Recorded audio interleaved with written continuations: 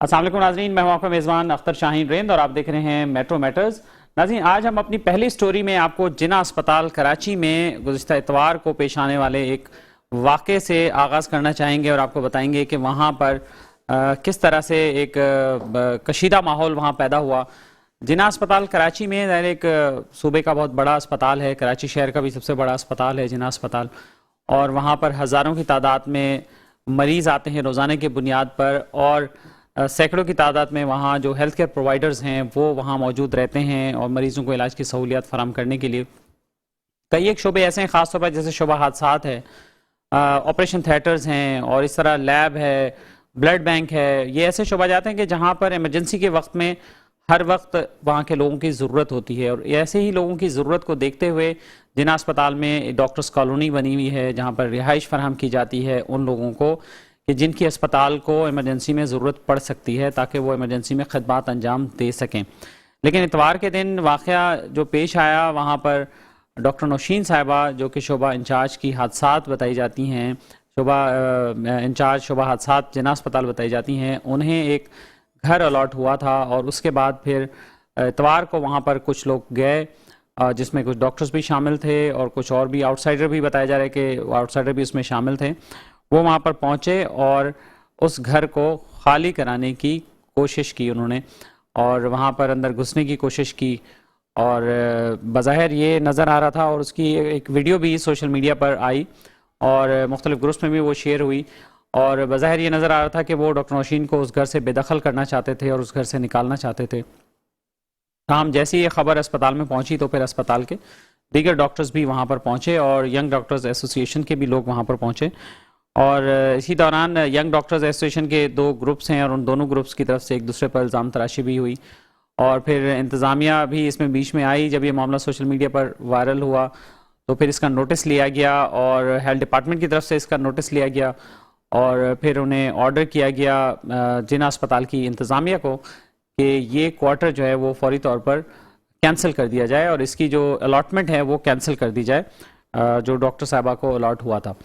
तो उस पर फिर फौरी तौर पर जिन्ना अस्पताल इंतज़ामिया ने वो ऑर्डर तो कैंसिल कर दिया, लेकिन उस पर खासी डिस्टर्बेंस जो है वो नज़र आ रही थी। मैं ख़ुद भी वहाँ गया था, जिन्ना अस्पताल मैंने विज़िट किया था, और वहाँ जो मुतासरा डॉक्टर हैं डॉक्टर नौशीन साहिबा, उनसे भी मुलाकात की, अस्पताल के इंतज़ामिया से भी मुलाकात की, तो वो काफ़ी डिस्टर्ब लग रहे थे और इस बात पर काफ़ी परेशान भी नज़र आ रहे थे। जब हमने उनसे पूछा कि क्या वाकई ये पॉलिसी के अगेंस्ट आपने अलॉटमेंट की है डॉक्टर साहिबा को, और ये बताया जा रहा था कि जो घर है वो ग्रेड 19 के ही डॉक्टर को अलॉट हो सकता है, और डॉक्टर नौशीन जो हैं वो उनके बारे में बताया जा रहा है कि वो ग्रेड 18 की डॉक्टर हैं, तो इसलिए उन्हें वो अलॉट नहीं हो सकता था। तो इस पर डॉक्टर शाहिद रसूल साहब जो एग्जीक्यूटिव डायरेक्टर हैं जिन्ना अस्पताल के, उनका मौक़िफ़ ये रहा कि पॉलिसी ठीक है, यही है ऑन बुक, लेकिन उन्हें तो लोगों की ज़रूरत है जो इमरजेंसी में सर्व कर सकें और इमरजेंसी में खदमात अंजाम दे सकें। तो इसलिए ये उनका इस्तेकाक है और होना चाहिए कि वो जिस स्टाफ की ज़रूरत महसूस करते हैं कि अस्पताल में जिस स्टाफ की उन्हें ज़रूरत है और उनकी अवेलेबिलिटी 24 घंटे वहाँ होनी चाहिए, किसी वक्त भी उनकी ज़रूरत पड़ सकती है, तो उन्हें अलॉट होना चाहिए घर, और जितने घर और भी हैं वो भी इसी पॉलिसी के तहत ही अलॉट होने चाहिए। और इस पर यंग डॉक्टर्स एसोसिएशन जो है उनके भी रहनुमाओं से हम अभी रब्ता करेंगे और हमारी टीम रब्ता करने की कोशिश कर रही है। डॉक्टर नौशीन से भी हम रब्ता करने की कोशिश कर रहे हैं कि उनकी ज़बानी वो उनके साथ जो वाक़या पेश आया और उसकी तफसीलात जो हैं वो ख़ुद बता दें तो और ज़्यादा बेहतर है कि वो बता सकेंगे कि क्या हुआ, वहाँ पर कौन लोग आए थे।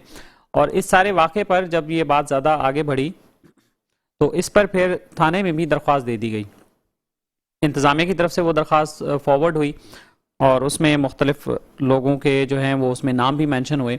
हमें टेलीफोन लाइन पर ज्वाइन कर लिया है यंग डॉक्टर्स एसोसिएशन के नुमाइंदे जनाब डॉक्टर फ़ारूक साहब ने। अस्सलाम वालेकुम डॉक्टर फ़ारूक। अस्सलाम वालेकुम डॉक्टर फ़ारूक, आवाज़ आ रही है आपको? डॉक्टर फ़ारूक साहब को आवाज़ नहीं जा रही, शायद उनको ज़रा आवाज़ देखें, उनके वॉल्यूम बढ़ाएं आवाज़ का। अस्सलाम वालेकुम डॉक्टर फ़ारूक साहब। डॉक्टर फ़ारूक साहब की लाइन ड्रॉप हो गई है, जैसे उनसे हमारा दोबारा रब्ता होता है तो हम उनसे बात करते हैं और इस वाक़े की तफसील उनसे भी जानते हैं, क्योंकि जब वाक़या हुआ ग़ालिबन ये भी वहाँ पर मौजूद थे। और अस्पताल इंतज़ामिया के जो सरबराह हैं डॉक्टर शाहिद रसूल साहब, एग्जीक्यूटिव डायरेक्टर जिन्ना अस्पताल, उनसे भी हमने रब्ता किया है और उम्मीद है कि वो थोड़ी देर में हमें ज्वाइन कर लेंगे ताकि वो अस्पताल की इंतजामिया का जो मौक़िफ़ है वो आ सके हमारे सामने। डॉक्टर फ़ारूक साहब, अस्सलाम वालेकुम। वालेकुम अस्सलाम। डॉक्टर फ़ारूक साहब, बताइएगा कि ये क्या मामला हुआ, ये झगड़ा क्यों हुआ और फिर क्या हुआ? एलिगेशन भी हुए कि वाईडीए की तरफ से भी कुछ इल्ज़ामात आए, दोनों ग्रुप्स की तरफ से भी। हकीकत क्या है असल में? देखें, ये जो घर था तकरीबन 2017 से खाली पड़ा हुआ था। प्रोफेसर नदीम रेड्डी 2017 में रिटायर हो गए थे, तो उसके कोई सिक्योरिटी गार्ड्स वहाँ पे रहते थे। तो अच्छा। उसकी जो वाइफ थी उसके यहाँ पे ये क्या रहता भी नहीं था। 6 महीने पहले उन्होंने भी रिजाइन दिया हुआ है।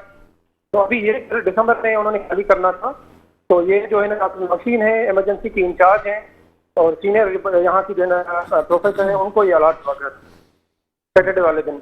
वो सैटरडे वाले दिन वहाँ पे शिफ्ट हुई। तो संडे वाले दिन कुछ हमारे डॉक्टर थे जो सीनियर है, मैं नाम तो नहीं लूंगा उनके, नाम तो आपको ऑलरेडी पता है, सोशल मीडिया पे चल रहे हैं, उनकी तस्वीरें भी सोशल मीडिया पे चल रही है। तो वो संडे के दिन 12 बजे उनके घर में अंदर आए थे। उन्होंने ये बोला कि आप हमें लेटर दिखाएं या घर खाली करें। तो मैं ये मीडिया के थ्रू पूरे जो हमारी हुकूमत है, सिंध हुकूमत, उनसे सवाल पूछना चाहता हूँ कि किस कानून के तहत ये हमारे प्रोफेसर हजरात अंदर गए किसी फीमेल विडो के घर में? आपने कोई भी कंप्लेन दी, आपकी सीनियरिटी ऊपर है नीचे है, घर किसी को भी अलाट हो, हर चीज का एक लॉ होता है, तरीका होता है। आप एडमिन में जाके डायरेक्टर साहब से बात कर दे, आप हेल्थ सेक्रेटरी और हेल्थ मिनिस्टर से आप दूसरे गए मंडे वाले दिन।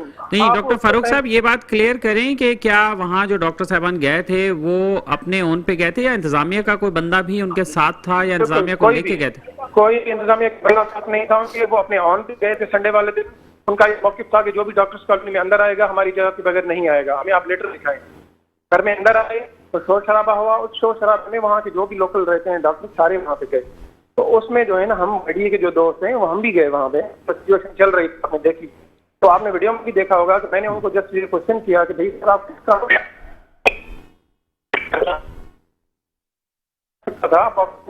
दे दे। तो उन्होंने मुझे कहा कि हमारी जो, तो मैंने उनको कहा कि भाई सर आप आप इस कानून के तहत आ सकते हैं घर में। तो उसके बाद ये वीडियो में सारी चीजें चली। उसके बाद उन्होंने ये किया है कि ऊपर से जो है ना एक तो चोरी ऊपर एप्लीकेशन मैंने आपको दी, सेक्रेटरी को दी कि भाई वकील वाले इन्वॉल्व हो गए, तो आप बताएं मुझे कि कोई भी मीडिया का फीमेल हो, अगर कोई मीडिया से ही दो संडे के जब भी आप ये बात करने आए तो आप क्या करेंगे? आप भी करेंगे जो हमने किया, डेफिनेटली भाई आप भी यही करेंगे। भैया किस कानून के तहत अंदर आ रहे हो आप? थ्रू प्रॉपर चैनल है ना। हमारा मौके मीडिया का ये है कि जब आप किसी को भी अलॉट करें, मतलब ये है कि आप जिस कानून के तहत अंदर घुस रहे हैं किसी फीमेल के घर में, इसको वो जस्टिफाई कर रहे हैं, हमारा उससे कोई झगड़ा नहीं है। और ये मैं बोलूंगा कि डॉक्टर फारूक, ये बताएं कि जो सीनियर्स वहाँ आए थे, वहाँ घर में जबरदस्ती खाली कराने की कोशिश कर रहे थे, उन्होंने ही दरख्वास्त दी है थाने में?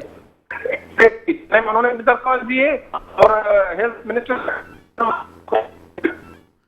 डॉक्टर फारूक, आप कहीं अगर बेहतर जगह पर चले जाएं, आपकी आवाज जो है वो बहुत कट रही है, आपके साथ सिग्नल्स नहीं आ रहे हैं आपकी तरफ।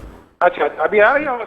हाँ जी जी, अब बात करें, जरा ओपन साइड पे आप रहें तो अच्छा होगा। तो जी जी जी जी, तो फिर क्या हुआ? दोनों तरफ से दरख्वास्तें गई हैं?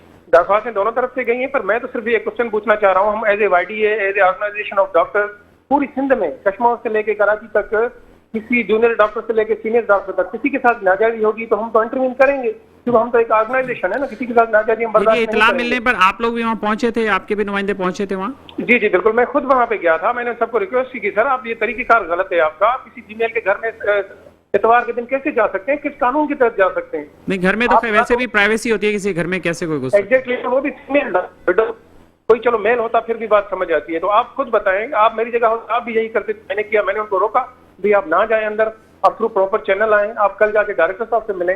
ये सारी चीजें वीडियो में रिकॉर्डेड है जो मैं आपको बातें बोल रहा हूँ ना। और वो सारे जो हजरात हैं वो 2 वीडियोज हैं, वो घर के अंदर खड़े हुए हैं और जब घर में अंदर घुस रहे हैं वो वीडियो मौजूद है और नाज़रीन अभी देख सकेंगे उसको, स्क्रीन पे भी नजर आ जाएगी उनको। बिल्कुल, मैं आपको वीडियो सेंड कर दूंगा वो दोनों।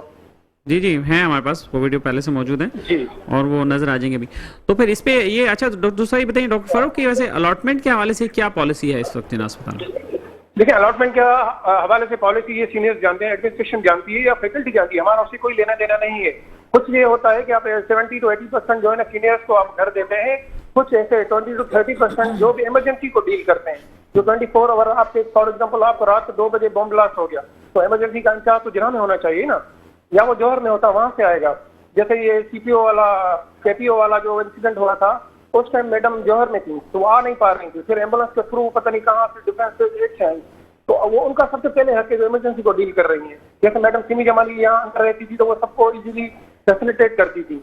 तो हम तो ये रिक्वेस्ट करेंगे गवर्नमेंट को, हेल्थ मिनिस्टर साहब को, सेक्रेटरी को, सीएम सिंह को, कि आप जो भी एक दो हमारे हैं डॉक्टर्स जो संडे के दिन उन्होंने फीमेल के घर में गए हैं उनके ऊपर हरासमेंट करते हैं, उनके ऊपर इंक्वायरी की जाए और ये जो घर है वो किसी को भी अलॉट करें, उससे हमें कोई लेना देना नहीं है। आप डॉक्टर नौशीन को देना है, हक उनका है, उनको देना चाहें, आप किसी और को देना चाहें, हमें उससे कोई लेना देना नहीं। हम वाईडी का स्टांस ये है कि जो भी उन बंदों ने कानून तोड़ा है, किसी घर में घुसे हैं, तो उनके ऊपर इंक्वायरी हो, अगर उनके ऊपर प्रूव हो रहा है तो उनको सजा दी जाए। अच्छा, ये बताइए डॉक्टर फारूक साहब कि अभी इस वक्त वहाँ पर कितने हाउसेज हैं और कॉलोनी में अकोमोडेशन अभी कितनी है वहाँ? अकोमोडेशन का तो मुझे इतना आइडिया नहीं है क्योंकि मैं खुद हॉस्टल में रहता हूँ, वहाँ पे मैं नहीं रहता। ये डिटेल सारी किसी एडमिन के बंदे से अगर आप लें, डॉक्टर साहब को आप लें अगर फोन पे, तो वो आपको सारी डिटेल बता। हाँ, डॉक्टर शाहिद रसूल साहब से हमने रब्ता किया है, वो कहीं मीटिंग में मसरूफ़ हैं, हालांकि हमने उनसे रिक्वेस्ट की थी पहले भी कि वो अवेलेबल हो जाएं और उस पर बात हो जाए। डॉक्टर नौशीन से भी हमने रब्ता करने की कोशिश की लेकिन वो भी अभी इस वक्त फ़ोन नहीं उठा रही हैं, हालांकि उन्होंने कहा था कि बात करेंगी। हेल्थ सेक्रेटरी साहब ने रखी हुई है, मैं भी वो वहाँ पे बिजी हूँ, तो उस वजह से हो सकता है।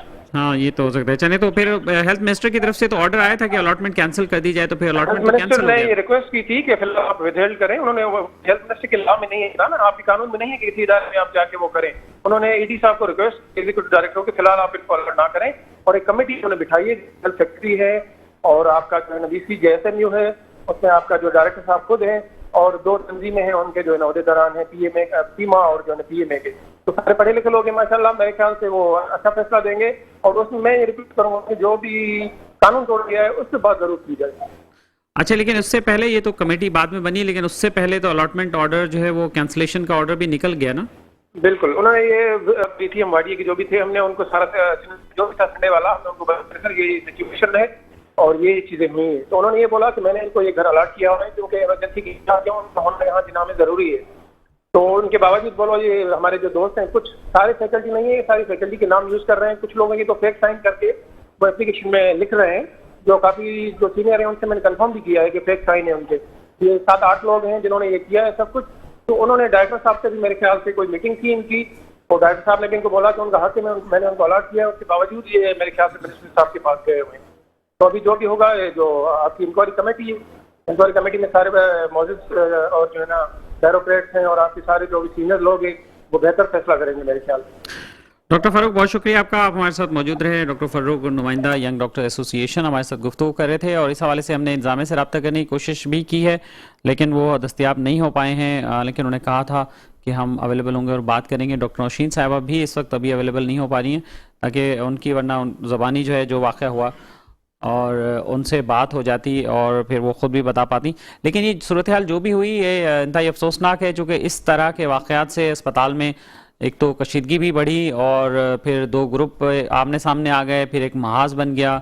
हालांकि डॉक्टर्स जो सीनियर्स हैं उन्हें अमीकेबली खुद ही बैठ के इसको सॉल्व करना चाहिए था और ये अफसोसनाक बात है कि सीनियर डॉक्टर खुद इसमें कूद पड़े और वो ग्राउंड पे जाके खड़े हो गए और घर के अंदर घुस गए और वहाँ पे जो इल्ज़ाम है उन पे ये सारा, और वीडियो भी मौजूद हैं, कुछ जो वीडियो सामने आई हैं और उसमें वीडियो भी आप स्क्रीन पे देखें, हमारी स्क्रीन पे भी नज़र आ रही है आपको, तो उसमें भी कई चीज़ें वाज़ेह नज़र आ रही हैं। लेकिन बहरहाल इंक्वायरी कमेटी बन गई, एक अच्छी बात है और उसमें जब इंक्वायरी होगी तो सारी चीज़ें सामने उसमें भी आ जाएंगी और ये बात वाज़ेह हो जाएगी। लेकिन इससे अस्पताल में, जब मैं भी गया वहाँ अस्पताल में, तो उससे डिस्टर्बेंस थी और डॉक्टर्स में ये मौजू जो है वो खासा ज़ेर बहस रहा और इस पर बहुत से लोग अफसोस का इजहार भी कर रहे थे कि इस हवाले से जो पॉलिसी है उसको नीड के हिसाब से रिव्यू करना चाहिए, उस पॉलिसी को भी दोबारा से देखना चाहिए।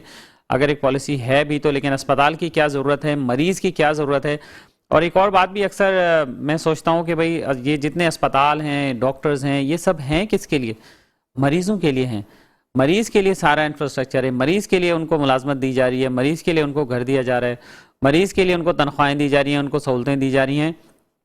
तो अगर इस तरह के वाक़यात से अगर मरीज़ ही सफ़र कर रहा होगा कि मरीज़ को जिस डॉक्टर की फ़ौरन ज़रूरत है और वो डॉक्टर पता चला जी वो अस्पताल में नहीं है, वो डॉक्टर साहब तो रहते हैं मलीर में, रहते हैं जौहर में, रहते हैं गुलशन में, रहते हैं जी, पहुंच जाएंगे बदले 2 घंटे बाद वो आ रहे हैं, पहुंच रहे हैं एमरजेंसी में जब उनकी ज़रूरत हो। तो इस हवाले से भी इसको रिव्यू करने की डेफिनेटली ज़रूरत है। और नाज़रीन, ये हमारे पास एक स्टोरी थी जो हम आपको बता रहे थे और यहाँ पर हम लेंगे एक शॉर्ट ब्रेक और ब्रेक के बाद नाज़रीन वापस आकर हम आपको बताएंगे कि बजट के हवाले से शफाफियत कैसे मुमकिन हो सकती है, इस पर बात करते हैं ब्रेक के बाद।